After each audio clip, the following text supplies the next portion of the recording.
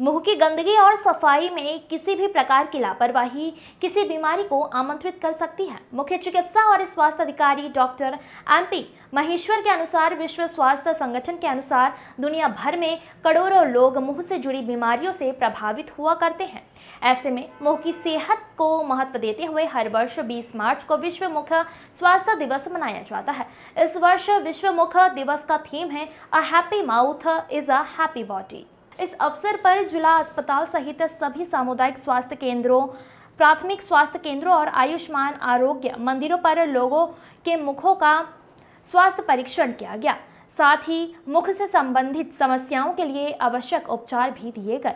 लोगों को दांतों और मसूड़ों की देखभाल के संबंध में भी बताया गया। इस अवसर पर अंबुजा सीमेंट फाउंडेशन के सहयोग के ग्राम देवरानी, मोपर, पौरसरी, रावण के प्राथमिक और माध्यमिक विद्यालयों में 449 बच्चों के मुंह की जांच की गई, जिसमें से 93 बच्चों में दांतों मसूड़ों की समस्या पाई गई, जिसका उपचार शुरू किया गया है। इस अवसर पर जिला अस्पताल में civil surgeon doctor Rajesh Kumar Awasthi की उपस्थिति में अस्पताल के चिकित्सा स्टाफ के लिए इस बाबत का एक परिचय भी रखी गई, जिसमें दांतों की सेहत के संबंध में दंत चिकित्सा डॉक्टर गौतम ने कई महत्वपूर्ण जानकारियां प्रदान की। उन्होंने बताया कि दांतों की सुरक्षा के लिए फ्लोराइड युक्त टूथपेस्ट का इस्तेमाल करना चाहिए। दांतों में किसी प्रकार का खाना ना फंसे, यह ध्यान रखना चाहिए।